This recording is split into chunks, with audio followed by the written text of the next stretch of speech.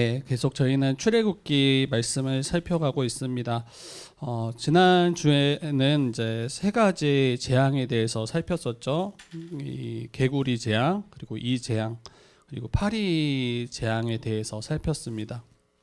하나님께서는 이 개구리를 또 이를 또 파리를 하나님의 군대로 삼으셔서 바로의 가장 은밀한 그곳 침실까지 또 주방까지 밥그릇까지 다 이게 침략하시고 공격하시고 깨뜨리셔서 그 바로의 그 완악한 마음들을 심판하시는 것들을 보게 되죠. 그럼에도 불구하고 바로는 마음을 계속 굳게 합니다. 회개하여 보내는 것처럼 말하지만 결국에는 이스라엘 백성을, 하나님의 백성을 보내지 않고 계속해서 이제 타협하죠. 이 땅을 떠나지 말라. 그 안에서 예배하라. 가더라도 멀리 가지 말라. 여전히 그 바로의 영향력 아래, 세상의 영향력 아래 그렇게 거하며 예배하도록 그렇게 우리에게 이 속삭이는 것들을 보게 되었습니다. 오늘 이제 본문을 보면 5번째에서 7번째 재앙이 등장하는데, 원래는 1절부터 35절까지 전체를 좀 읽어야 되는데 너무 이제 분량이 이제 길다 보니까 제가 설교 중간중간에 계속 1절부터 이야기를 하려고 합니다. 왜 하나님께서는 재앙을 내리시는지를 더 분명하게 오늘 본문에서 이야기하고요. 또 그 재앙 속에서 어떤 은혜를 주셨는지를 우리가 이제 발견할 수 있습니다. 그래서 오늘 말씀을 좀 우리의 삶에 다시 비추게 하시고 또 그 말씀으로 은혜를 좀 누릴 수 있기를 축복합니다.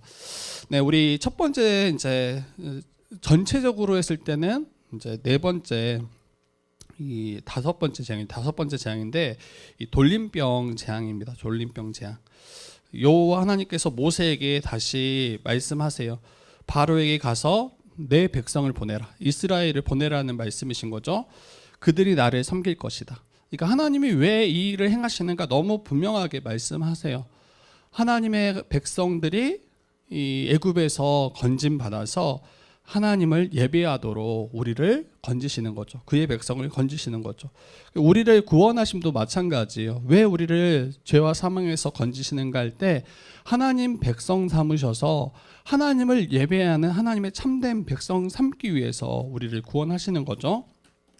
그런데 만일 보내기를 거절하고 억지로 잡아두면 여호와의 손이 들에 있는 너의 가축과 말과 나귀, 낙타, 소, 양 모두에게 이 돌림병이 더하여질 것임을, 그리해서 모든 가축들이 죽을 것임을 그렇게 말씀하십니다.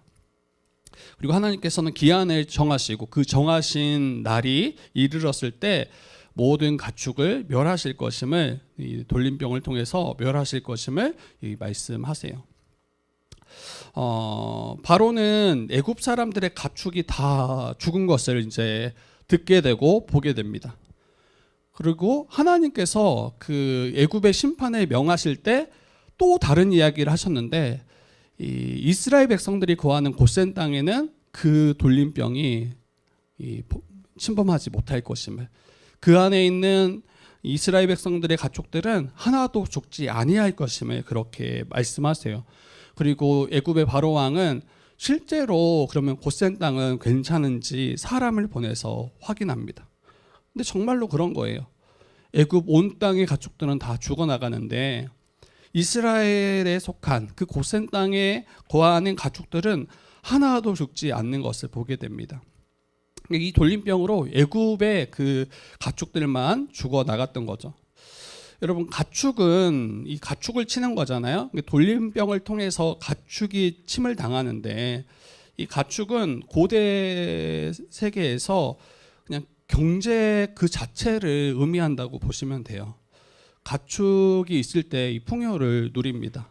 단순히 고기를 얻는 것만 그치는 게 아니라 그 경제를 움직이는데 이 가축이 없으면 안 돼요. 오늘날에는 이제 다 기계가 대체했지만 농사를 지으려고 해도 이 소가 필요하고, 뭔가 먼 곳으로 달려가려고 해도 말이 필요하고, 뭔가 옷을 얻기 위해서도 가죽이 필요한 것처럼 이 가축은 경제 또 풍요, 생계의 근원을 의미합니다.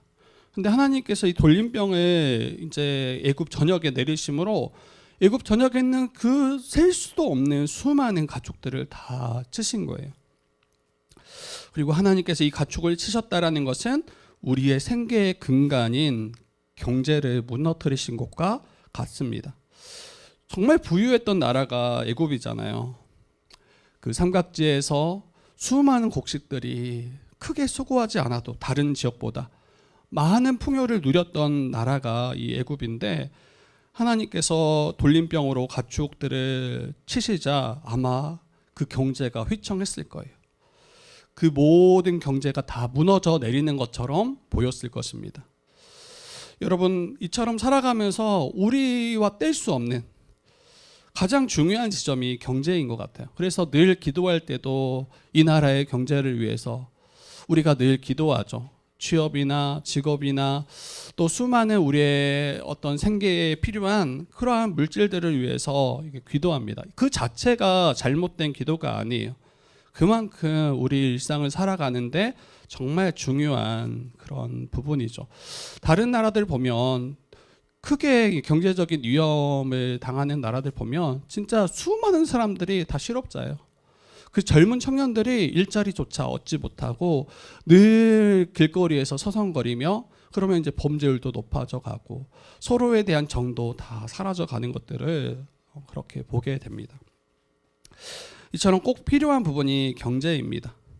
직장과 재정과 사회적 지위를 통해 우리의 안정적인 삶을 우리가 이루어갈 수 있죠.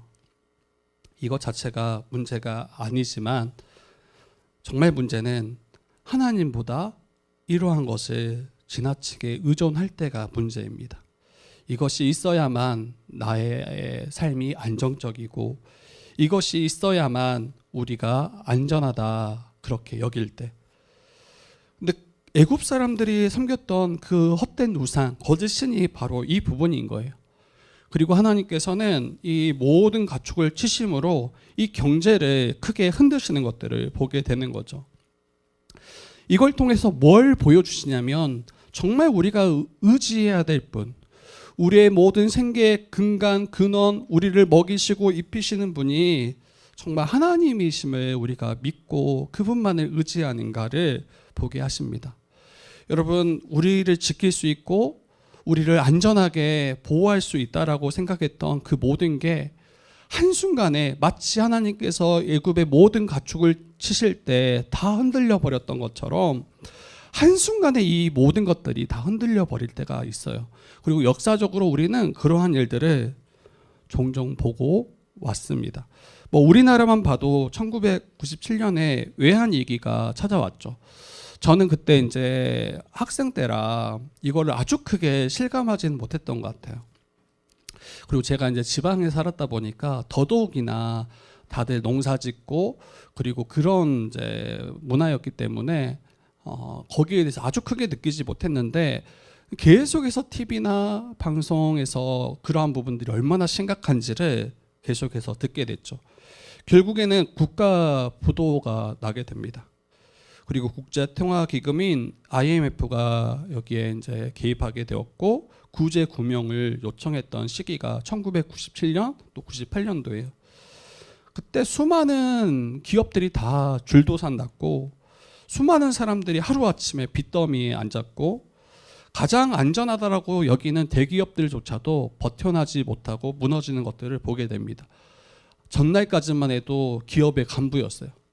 정말 큰 소리 치고 어깨에 힘들어갔던 그 많은 사람들이 줄퇴사하고 가정이 다 해체되고 어떤 이들은 견디지 못하고 자살에 이르기까지 하는 분들이 정말 많았습니다. 이처럼 무너질 것 같지 않았던 나라, 기업, 또 시장도 하루아침에 완전히 풍지박살 나는 것들을 우리는 보게 돼요. 그 전쟁만 일어나 보세요. 정말 요즘에도 계속 기도하는 부분 중에 하나가 전쟁 가운데 신음하는 나라들을 위해서 저희가 기도하고 또 우리나라를 지켜주시기를 기도하잖아요. 하루아침에 모든 게 다 무너져 내릴 겁니다. 주식뿐만 아니라 부동산뿐만 아니라 그 어떤 것도 버틸 게 없습니다. 그래서 다시 질문해야 돼요. 이 돌림병을 통해서, 가축을 치심을 통해서 우리에게 말씀하시고자 하는 것, 우리에게 질문하고자 하시는 것은 애굽이 붙잡고 있던 그 경제적 안전이 얼마나 허약한지, 얼마나 쉽게 무너질 수 있는지를 우리에게 다시 보여주시는 겁니다. 그리고 우리에게 말씀하세요. 우리의 삶의 토대를 너는 어디에 두고 있느냐? 우리의 삶의 토대를 하나님께 두고 있는지, 세상에 안전하다라고 여기는 그것에 우리의 삶의 토대를 두고 있는지 다시 우리에게 질문하시고 우리를 돌아보게 하십니다. 그때 저와 여러분들은 정말 하나님만이 우리의 삶의 근간이심을 고백할 수 있었으면 좋겠어요. 지금은 그게 잘 드러나지 않을 거예요. 그런데 우리의 삶이 막 무너져 내리는 것처럼 보일 그때 세상은 알 수 없는 그 평온함이 우리에게 있는 것을 보게 될 겁니다. 힘들지 않다라는 이야기가 아니에요. 힘들 거예요. 힘든데, 그런데 우리에게는 그 참된 피난처 되시고 우리의 삶의 근간을 지탱할 수 있는 힘이 신자들 안에, 우리 성도들 안에는 있음을 하나님을 통해 발견하실 수 있었으면 좋겠어요. 그때 서로 위로하겠지만, 또 서로를 격려하겠지만, 그러한 것으로 우리가 버틸 수 있는 게 아닌 것 같아요. 정말 하나님의 말씀, 그 생명의 주관자이시고 모든 이 세상에 이 주관하시는 그 하나님만이 정말 나의 주, 나의 왕, 또 나를 보호하시고 지키시는 분이심을 나는 정말 고백하는지를 돌아보셨으면 좋겠습니다. 두 번째, 악성 종기가 이제 그 다음의 재앙입니다. 여호와께서 모세와 아론에게 말씀하세요. 이게 지금 또 다음 재앙이 있다라는 것은 지금 모세가 돌이키지 않았다는 거죠. 또 다시 마음을 굳게 하고 또 다시 마음을 정말 굳어지게 해서 하나님 말씀 앞에 서지 않는 그 바로. 그때 여호와께서 모세와 아론에게 말씀하십니다. 너희는 화덕에 재 두 움큼을 가지고 바로의 목전에서 하늘을 향해서 그 재를 탁 뿌리라는 거예요. 흩날리라는 거예요. 그러면 그 재가 애굽 온 땅에 티끌이 되어서 애굽 온 땅 사람과 짐승에게 붙어서 악성 종기가 나게 하겠다. 악성 종기는 아주 심각한 피부병이죠. 살이 뭐 나병까지는 아니겠지만 살이 막 썩어져 가고 피고름이 나고 뭐 엄청, 제가 뭐 걸려보지 않아서 잘 모르겠지만 진짜 끔찍할 것 같아요. 끔찍할 것 같아요. 근데 그 하늘로 날린 그 재가 각 사람에게, 짐승에게 다 붙어서 이게 악성 종기가 생길 것이다. 그리고 이 악성 종기가 시작될 때 가장 먼저 크게 고통했던 대상이 있는데 그게 바로 요술사들입니다. 마술사들.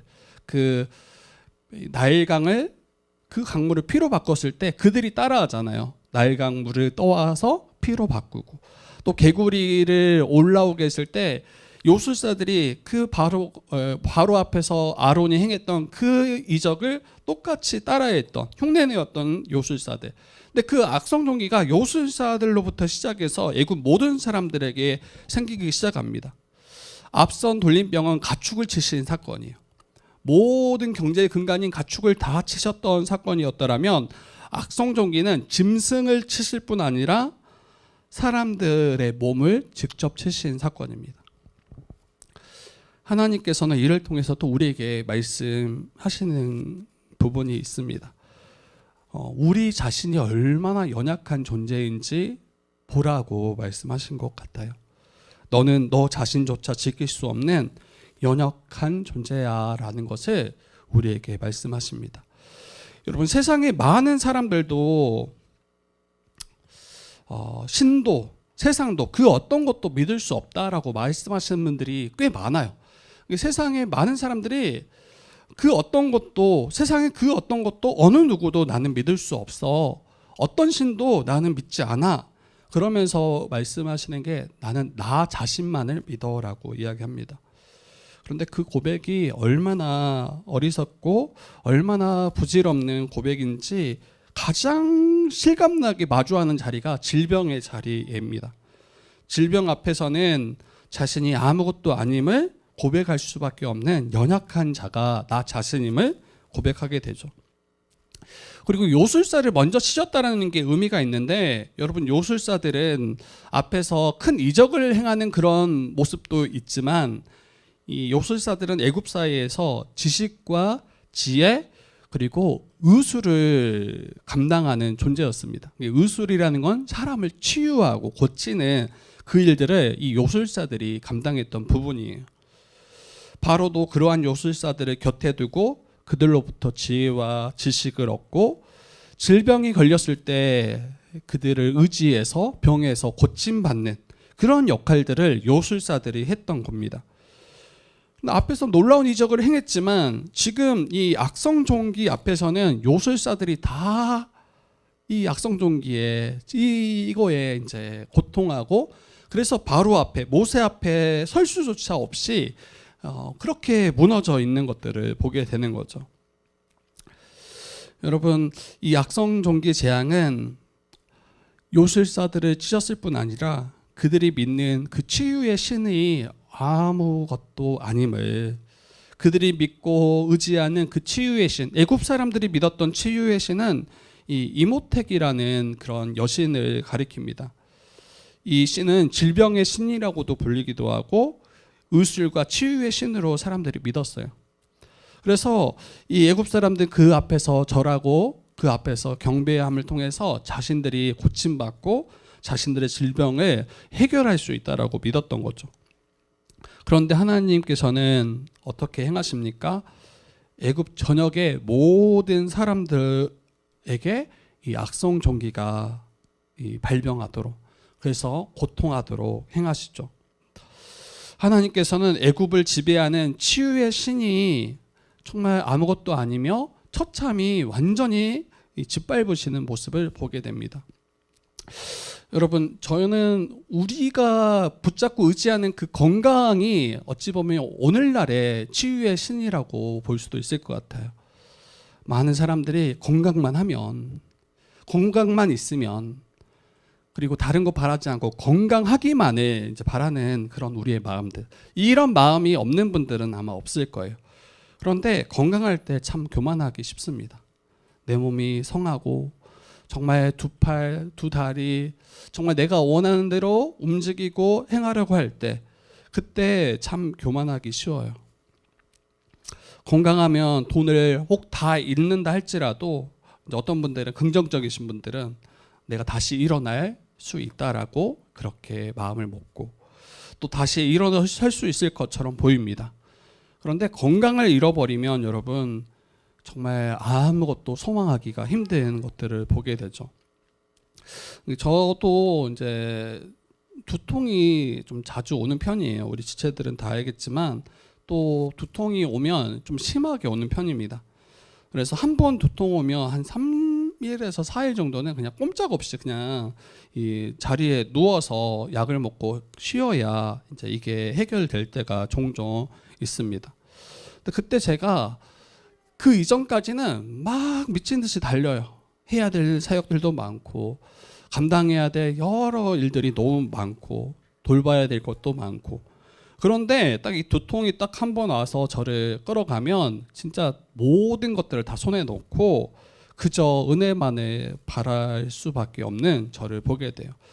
그래서 나도 모르게 일어났던 그 교만의 마음들이 꺾여져 가는 것들을 보게 돼요. 그래서 하나님께서는 때로는 이 질병을 통해서 우리의 완악한 마음들을 부드럽게 바꾸시기도 하고 교만했던 우리의 마음들을 겸손하게 꺾으시기도 합니다. 몸이 아프면 겸손해질 수밖에 없어요. 우리의 교만이 꺾이는 자리이기도 합니다. 근데 반대로 또 그때 겸손함으로 엎드리지 않고 그것을 더 원망하고 불평하고 하나님을 이제 더 대적하는 그 일로 사용하기도 합니다. 우리의 어리석음과 교만을 꺾으시는 그 자리에 도리어 더 발악하고 더 하나님 앞에 교만한 모습들을 보게 되는 것 같아요. 그래서 저는 좀 이 말씀 준비하면서 이런 생각이 들더라고요. 하나님께서 혹시 때로는 우리의 건강을 치실 때, 우리가 질병 가운데 신음할 때, 그때를 여러분 나의 교만의 자리가 어디 있는지를 다시 좀 돌아볼 수 있는 그런 은혜가 있었으면 좋겠어요. 그리고 어느 누구도 이 질병에서 아주 자유로울 사람들은 없잖아요. 근데 그때 너무 고통하고 너무 신음하는 시간으로 다 흘려보내지 마시고, 그때를 하나님을 원망하고 불평하고 왜 나만 이렇게 아픈 것처럼 그렇게 실망하지 마시고, 도리어 내가 선 그 교만의 자리가 혹 있지 않는지, 내가 돌이켜야 될 그 자리들이 있지 않는지, 좀 그렇게 이 시간들을 보내면 너무나 큰 유익이 되겠다라는 생각이 듭니다. 이처럼 하나님께서는 우리가 붙잡고 이것이 있어야 안전하다 하는 그 모든 것들을 하나하나 깨뜨리시는 장면이에요. 앞에서 첫 번째는 돌림병을 통해서 경제를, 두 번째는 이 악성 종기를 통해서 건강에 대해서, 그리고 마지막 이 우박지향이 있는데, 여호와께서는 모세에게 아침 일찍 또 바로 앞에 서도록 명하세요. 그리고 다시 말씀하십니다. 내 백성을 보내게 하라. 그들이 나를 섬길 것이다. 하나님이 얼마나 예배에 진심이신지, 우리가 얼마나 예배를 정말 하나님이 우리를 통해서 예배받기를 정말 원하시는구나. 그리고 우리가 선심 써서 예배하는 게 아니에요. 우리가 받은 은혜가 너무 커서, 우리를 구원하신 그 은혜가 너무 커서 예배하지 않을 수 없는 건데, 하나님이 얼마나 예배를 받기를 기뻐하시는가, 또 원하시는가를 정말 볼 수 있는 또 말씀이기도 하죠. 내 백성을 보내라. 그들이 나를 섬길 것이다. 하나님께서는 이 7번째 재앙을 통해서 하나님이 행하신 그 놀라운 일을 통해서 온 천하가 나와 같은 자가 없음을, 하나님과 같은 자가 없음을 다 알게 될 것이다. 근데 바로를 치심으로, 가장 강력한 나라, 또 가장 강력한 권세를 가진 그 바로를 치시고 꺾으심을 통해서 하나님과 같은 자가 온 세상에, 온 천하에 없음을 보게 하실 거다 말씀하십니다. 앞서 악성 종기가 있었지만 여전히 완악함으로 버텼던 이 바로. 근데 여러분, 하나님 앞에서도 우리 지난주에도 아마 이야기를 했지만, 하나님께서 만약에 죽이고자 하셨더라면 여러분 다 죽었어요. 애굽의 모든 백성들뿐 아니라 바로도 한순간에 죽을 수밖에 없는 그런 정말 아주 초라한 존재가 바로고 또 애굽 모든 백성들입니다. 근데 하나님께서는 그렇게 행하지 않으세요. 바로 죽이시고 심판하실 수 있지만 그렇게 행하지 않으세요. 다시 질문하게 됩니다. 왜 그렇게 행하지 않으셨을까? 그런데 방금 제가 말씀드렸던 것처럼 하나님께서는 바로를 통해서, 그 하나님을 대적하는 그 바로를 통해서, 그를 세우심을 통해서 하나님의 크신 능력을 나타내시는 도구로도 사용하신다라는 거예요. 그래서 온 세상에서 하나님의 이름을 외치도록, 온 세상이 하나님의 이름을 선포하도록 그를 사용하시기도 하시는 그 권능의 하나님, 전능의 하나님이 바로 우리 하나님이십니다. 온 땅에 하나님과 같은 이가 없음을 알도록 바로를 사용하시는 그분. 그래서 하나님을 대적하는 이들을 꺾으시고 심판하심을 통해서 하나님의 이름이 얼마나 큰지, 우리가 믿고 의지하는 그 하나님이 얼마나 능력 있는 분인지 우리가 알도록 행하신다라고 말씀하십니다. 그래서 저와 여러분들이 믿는 하나님이 얼마나 대단한 분인지, 얼마나 위대한 분인지, 얼마나 권능이 능하신 분인지를 좀 우리가 잘 봤으면 좋겠어요.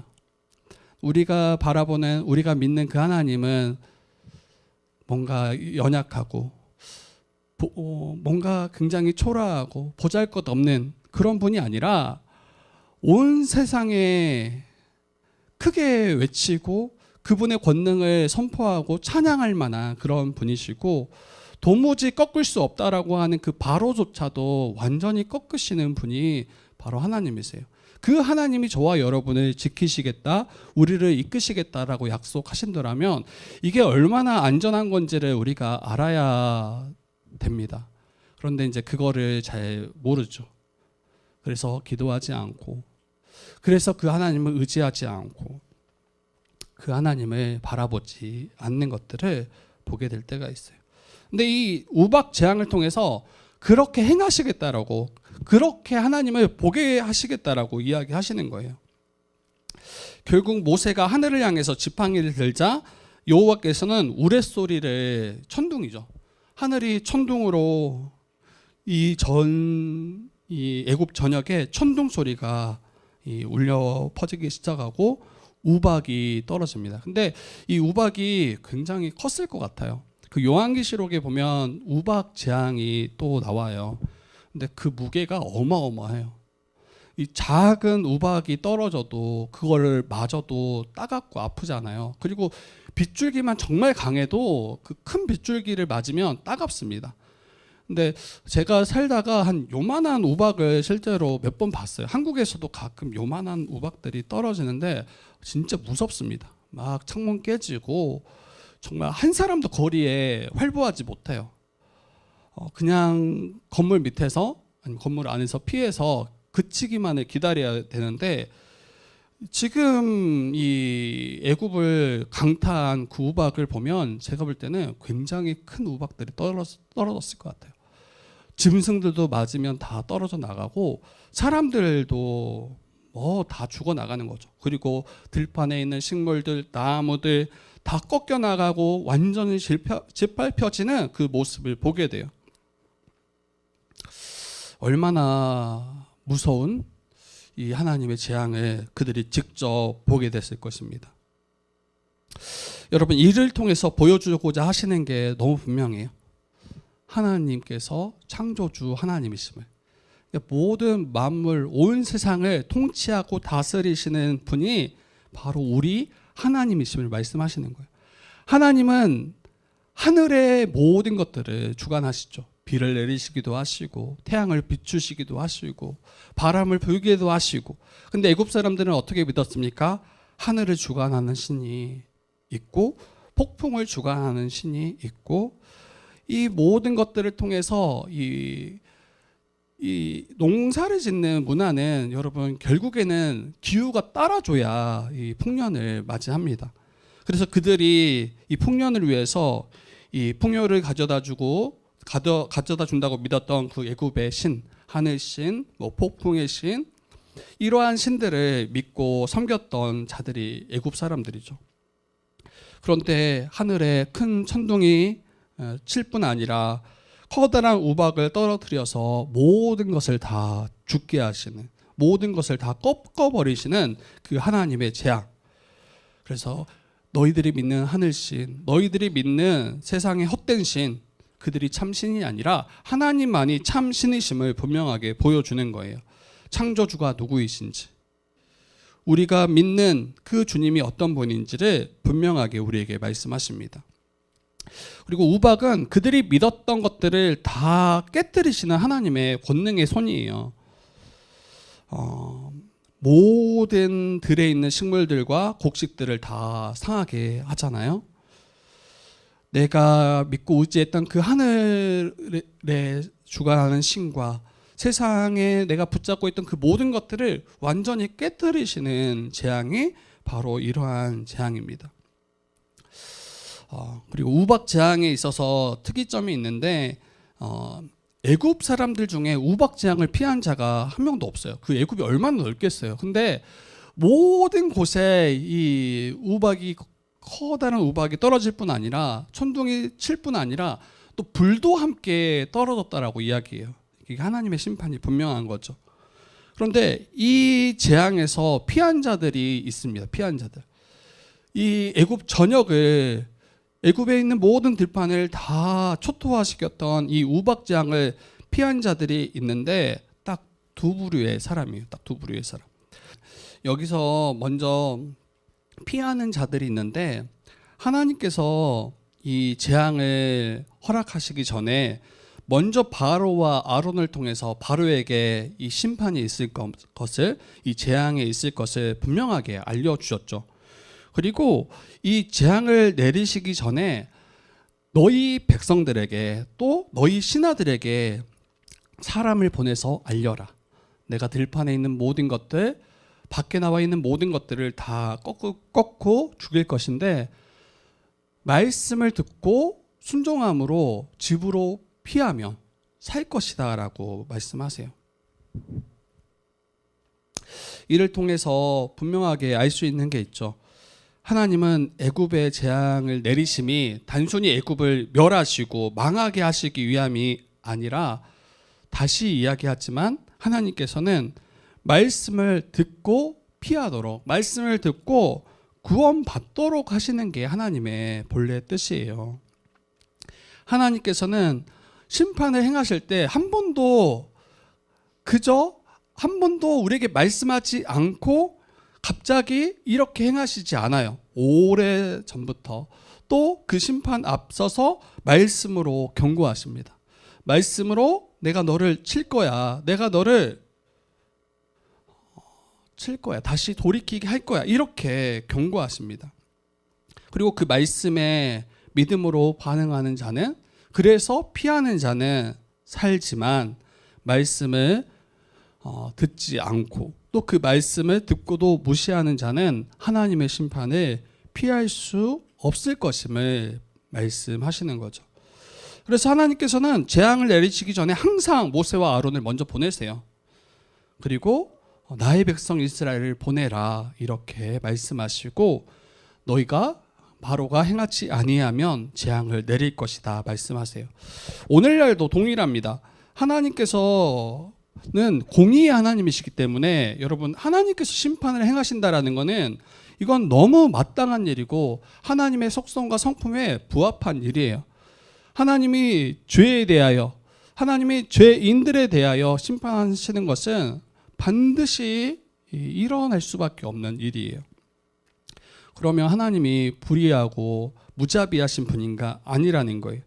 하나님께서는 이 심판을 피하도록 우리에게 경고하세요. 우리에게 믿도록, 그 믿음으로 반응하도록 계속 우리에게 촉구하십니다. 죄인 되었던 우리에게는 본래 하나님의 저주와 진노가 우리 머리 위에 준비되었다라고 말씀해요. 그리고 그 심판은 반드시 시행될 게 분명해요. 그런데 우리는 그것을 애써 무시하거나 또 들어도 무시하죠. 그때 이제 문제가 일어나는 거예요. 하나님께서는 피할 구원의 길을 나타내 주시고 알려주시는데, 그 말씀이 들려올 때 지금 당장 아무런 일이 일어나지 않기에 거기에 대해서 안심하고 도리어 무시하는 그러한 모습들, 그게 우리가 망하는 길입니다. 하나님은 역사 가운데 수많은 선지자들을 매번 보내셨어요. 우리가 죄로 넘어져서 패역한 그런 자들로 살아갈 때 매번 하나님의 종된 선지자들을 보내셔서 심판에 대하여 선포하셨고 돌이켜 회개하도록 촉구하셨어요. 그리고 피할 길을 항상 보여주셨어요. 그리고 오늘날에도 우리에게, 그 죄인된 우리에게 경고하실 뿐 아니라 피할 길 대신에 그 예수 그리스도를 우리에게 보내주셨고, 그를 믿는 자마다 모두 다 심판을 받지 않고 구원받을 것임을 우리에게 약속하십니다. 이게 바로 은혜예요. 근데 문제는 그 말씀을 듣고 믿음으로 반응하며 나아가는가.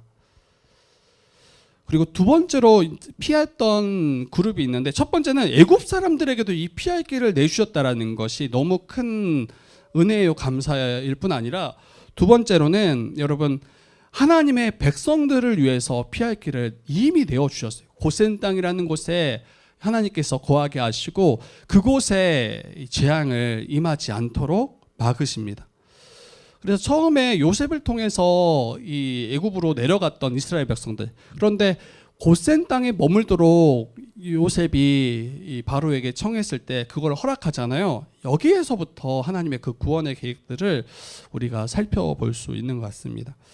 4절, 6절, 11절, 26절에 보면 너무 분명하게 이야기합니다. 제가 간단하게 살펴드리면, 여호와가 이스라엘 가축과 애굽의 가축을 구별하리니 이스라엘 자손에게 속한 것은 하나도 죽지 아니하리라. 이스라엘에게 속한 것은 하나도 죽지 아니하리라. 6절에도 모든 가축은 죽었으나 이스라엘 자손의 가축은 하나도 죽지 아니하였더라. 11절에도 악성 종기가 요술사로부터 애굽 사람 모든 사람을 생겼지만 26절에 보니까 이스라엘 자손들이 있는 그곳 고센 땅에는 또 우박이 없었더라. 이렇게 말씀합니다. 이처럼 하나님께서는 모든 재앙과 심판으로부터 자신의 백성, 하나님의 거룩한 백성, 이 언약 백성들을 철저히 구별하시고 보호하신다. 이게 하나님의 자녀된 백성들의 받는 너무나 큰 은혜입니다. 앞서도 말씀드렸지만 하나님의 재앙과 심판은 자신의 백성들을 구원하시기 위한 하나님의 도구이지 그 백성들, 자기의 백성들을 치시기 위한 도구가 결코 아니에요. 하나님께서는 믿음으로 말미암아 이미 예수 안에서 하나님의 언약 백성된 우리를 구별하시고 철저히 보호하시고 인도하신다라는 것을 믿으셔야 돼요. 그래서 하나님의 저주와 진노로부터 우리를 지키실 것이다. 한 영혼도, 예수 그리스도께 속한 한 영혼도 놓치신 이가 없음을 믿으셔야 합니다. 여러분, 하나님은 실수가 없으신 분이세요. 하나님은 실수가 없으시고 하나님의 뜻과 계획은 한 번도 실패되지 않고 완벽하게 이루어진다라는 것을 믿으셔야 해요. 그래야 지금 나의 상황과 형편 때문에 하나님을 의심하지 않을 거예요.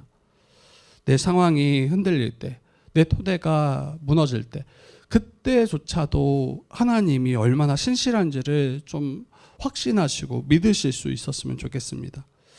여러분, 하나님께서 그 수많은 파리떼들이 창궐할 때 여러분, 누가 파리를 컨트롤할 수 있습니까? 생각해 보세요. 여러분이 파리를 한 마리를 놓고 여러분 한번 훈련시킨다고 생각해 보세요. 며칠이면 될까요? 한 마리도 우리는 컨트롤할 수 있는 능력이 없잖아요. 뒤에는 메뚜기도 나와요. 메뚜기를 훈련시켜서. 그런데 여러분, 근데 그 수많은 파리떼들이 고센 땅에 한 마리도 안 들어갔다는 거예요. 그리고 애굽 전역에만 그렇게 들끓고. 여러분, 하나님은 얼마나 철저하게 애국과 세상에 속한 이들과 하나님께 속한 하나님의 백성들을 얼마나 분명하게 완벽하게 구별하시고 그의 백성들을 건지시는지 이것을 좀 분명하게 보셨으면 좋겠어요. 여러분, 아주 조금도 착오가 없으세요. 이번에 제가 시차례에서 이제 선교를 다녀왔잖아요. 근데 둘째 날인가 셋째 날에 우리가 매 저녁마다 방을 배정받아요. 방을 배정받는데 딱 방을 배정받고 그 제가 받았던 그 카드를 딱 보니까 거기에 제 이름과 아내 이름이 없고 다른 목사님과 사모님 이름이 있는 거예요. 이거를 들어가야 되나 말아야 되나, 내가 배정받은 방이 아니니까 들어가야 되나 말아야 되나 이렇게 고민하고 있어서 연락을 드렸는데 그냥 쓰라고, 괜찮다고 하더라고요. 여러분, 별일 아니니까 그냥 넘어갔지만 만약에 이게 큰 영향력을 끼치는 일이 되었더라면 이건 문제가 될 수 있는 거죠. 제가 방금 예를 드렸던 거는 이러한 실수들이, 착오들이 우리 일상의 삶 속에서 너무나 많다라는 거예요. 여러분, 이게 만약에 생명을 다루는 의사에게 일어난 일이라고 생각해 보세요. 실제로 여러분, 이 오스트리아에 있는 한 의사가 한 환자를 이제 진단하고 이 왼쪽 다리를 절단해야 되는 수술을 해야 됐습니다. 그리고 수술실에 들어가서 절단할 다리에 표시를 하고 그 다리를 절단했어요. 근데 나와서 보니까 절단해야 될 왼쪽 다리가 아니라 오른쪽 다리를 절단한 거예요. 다 수술이 끝나고 한 거예요. 분명히 들어가기 전까지만 해도 왼쪽 다리를 수술해야 됩니다. 그리고 들어가서 표시를 할 때 오른쪽 다리에 표시를 하고 오른쪽 다리를 잘라버린 거예요.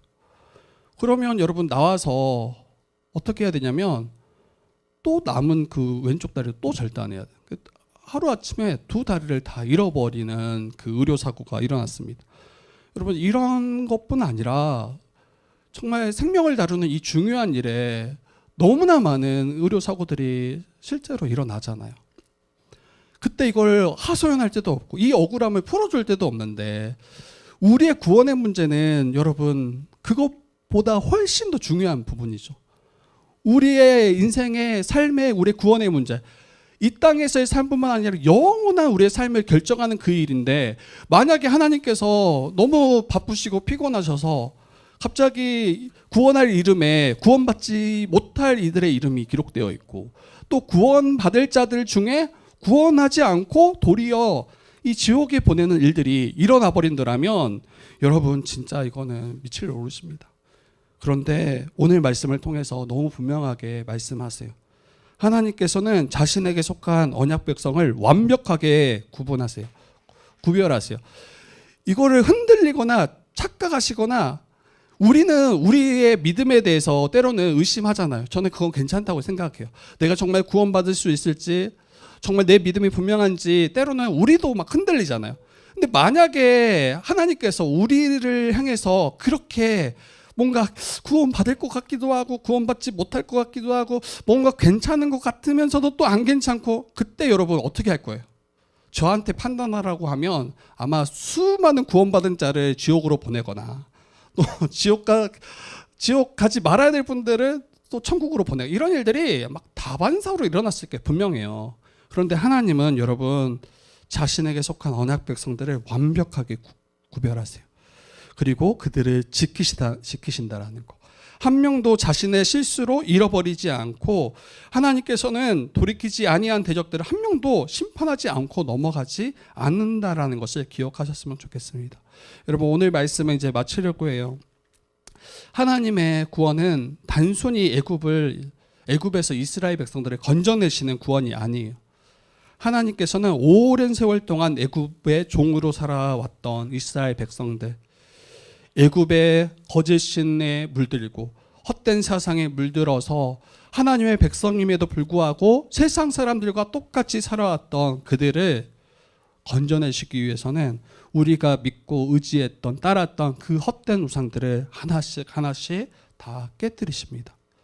우리가 붙잡았던 경제, 우리가 붙잡았던 건강, 또 우리의 모든 것들을 주관하는 것처럼 보이는 세상의 모든 것들, 그것들조차도 하나님은 다 주관하시고 하나님만이 참된 우리의 주이심을 우리가 고백하는지 다시 돌아봤으면 좋겠어요. 하나님께서 이스라엘 백성을 구원하심은 또 우리를 하나님을 예배하는 참 백성 삼기 위함이다 라는 것을 잊지 마세요. 이를 위해서 반드시 우리가 바른 예배자, 하나님이 참된 예배자로 우리가 서기 위해서는 우리가 은근히 붙잡고 섬기고 의지했던 그 우상들을 반드시 깨트려야 합니다. 내 통장의 잔고가 우리의 우상이 될 수 있고, 내가 붙잡고 있는 지위와 성공, 나의 어떤 비전도 때로는 여러분 우리의 우상이 될 수 있어요.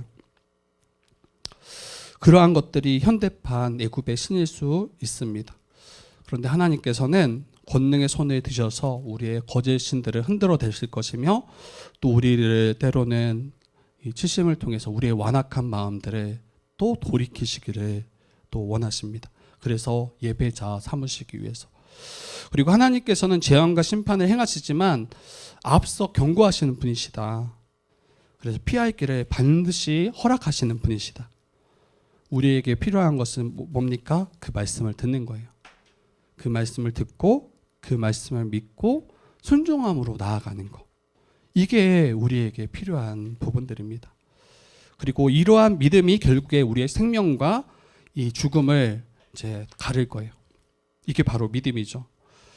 그래서 말씀을 듣고도 이것을 혹시 무시하거나 가볍게 여기는 우리의 태도들이 있더라면, 이게 내가 완악해져가는 모습이구나를 돌아보시고 말씀을 듣고 믿음으로 반응할 수 있는 은혜가 저와 여러분에게 있기를 축복합니다.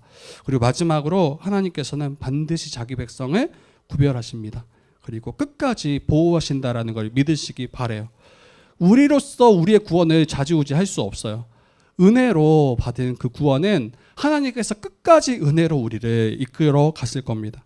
그래서 고센 땅에 머무는 이스라엘 백성들을 돌림병에서 또 악성 종기에서 우박에서 지켜주셨던 것처럼 하나님께서는 그의 백성을 구별하셔서 여러분 구원하십니다. 그리고 그 구원의 실체가 바로 예수 그리스도시죠. 우리에게 있어서 고센 땅은 여러분 예수 그리스도예요.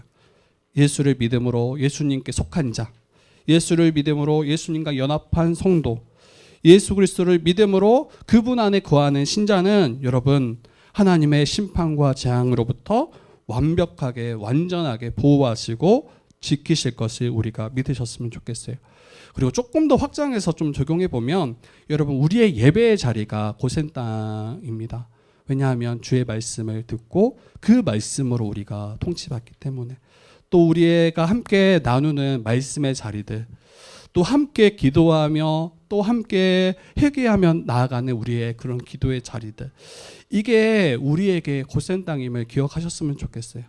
그래서 다른 곳에 우리가 터를 잡고 우리의 삶의 토대를 두기보다 하나님의 말씀과 예수 그리스도 안에서 또 기도와 회개의 자리가 우리의 곧센 땅 되기를 주님의 이름으로 축복합니다.